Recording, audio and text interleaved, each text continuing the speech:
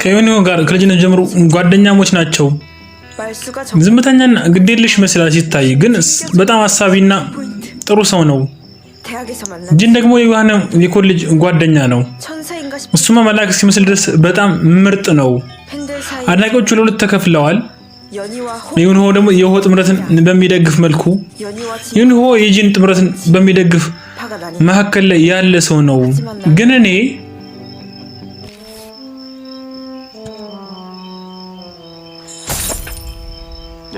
ካይ ጠፋልኝ አላልኩም? አንተም ባየ ቁጥር በጣም ነው የምናደደው። ለምን ይሆን በፈጣሪ? ለምን ይሆን በፈጣሪ ከዚህ በፊት ቀድሜ ያላገኘው? እኔ የሆጂን ወገን ነኝ። ስሜታቸውን ከመደበቅ ውጭ ሌላ ምርጫ የላቸውም። እርስ በርሳቸው የሚታዩበት መንገድ እስኪ ተመልከቱት።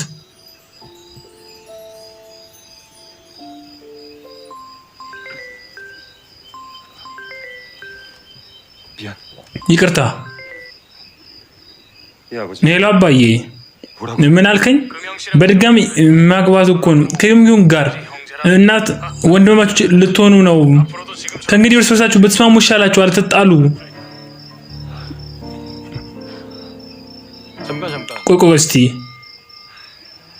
እንዲህ አይነቱን ነገርማ ዝም ብዬ ማለፍ አልችልም። እኔ አብዳሃል እንዴ? አንቺን እኮ ነው ማናግርሽ። አንቺ ሳብድሻል እንዴ? እኔን ይሄ ከመጨረሻው ክፍል ነው። ልክ አይደለም?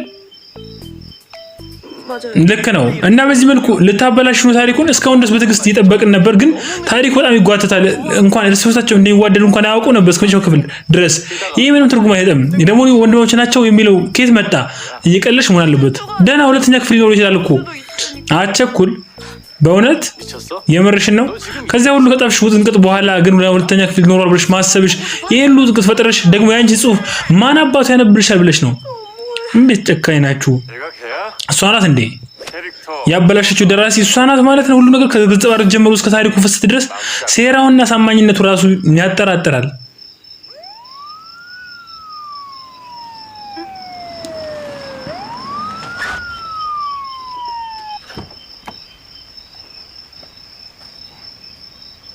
የት ነው ያለችው?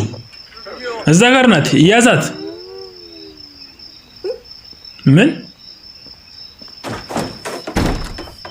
እንዳትቀሳቀሽ፣ እጅሽን ከኪቦርዱ ላይ ናንሽ፣ እንዳትነኪው ብያለሁ። ምንድነው እንዳትቀሳቀሽ እያልኩሽ ነው። ግን ምን መጠፎት ነገር የለም እኮ። እባክሽ ተንጂ፣ ጽሁፍሽ ምንም እንደማይረባ ራስሽም ታውቂዋለሽ።